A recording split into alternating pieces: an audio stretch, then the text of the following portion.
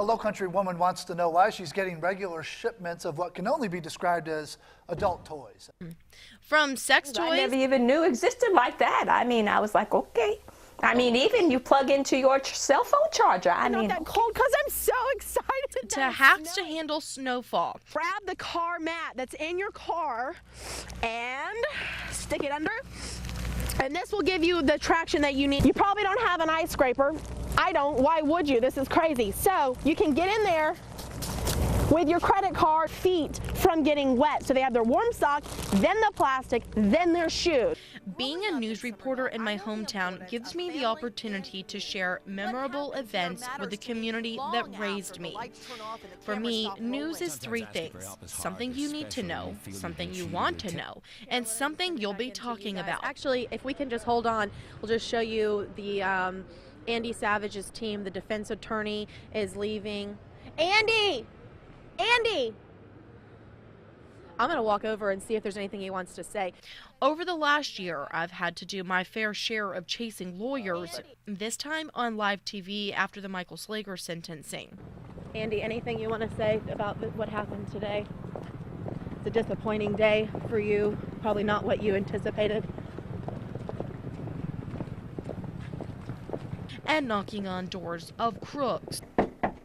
This year, I exposed corruption. Tonight, our investigators expose government waste, mismanagement, and a possible attempt to cover it up. I was the first to break the story on timber theft from the Francis Marion National Forest that cost taxpayers millions of dollars. Good evening. What I learned through my investigation: staff falsified reports, skipped inspections, and took a hands-off approach, leading to literally tons of trees being cut down and removed from the forest illegally. I have also extensively reported on Dan Ryan builders and uncovered multiple instances across the Lowcountry where the builder ignored county-approved plans, leaving homeowners with drainage not up to code. Berkeley County declined my repeated requests to discuss these issues on camera. It was a marathon covering both the 6-week trial in state court and the federal sentencing of Michael Slager. What do you make of this sentence? Coming out of a mistrial last year, a lot of disappointment.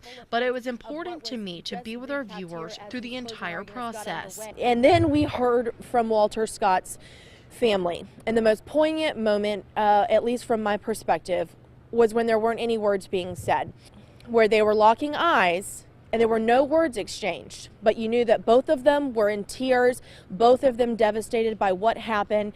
And it was just a moment with this mother who lost her son and a man who was about to spend a large chunk of his life behind bars.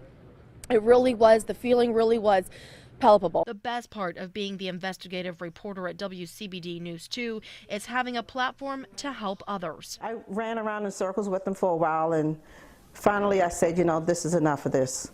So then I called you.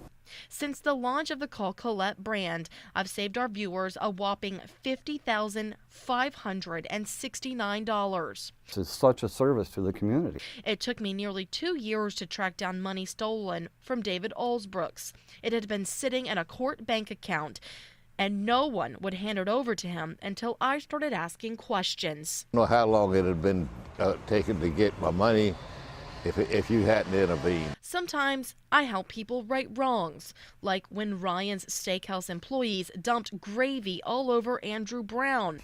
It just fall right on me. Covered in gravy from his eyebrows down to his shoes. The restaurant chain wouldn't reimburse him for his ruined suit until after my story aired. Not a check, it's cash. Really? When a mechanic stole William Estrada's car and wrecked it driving drunk, the auto shop wouldn't reimburse her for body work. I'm calling him, and the same scenario he's saying, he's talking to his boss and he doesn't know what he's doing yet. Until I started making calls. After a decade of carrying 50 pounds of equipment to interview after interview every day, I'm still excited every morning to walk into work. I get to report the news. What an honor. Rebecca Collett, Count on 2.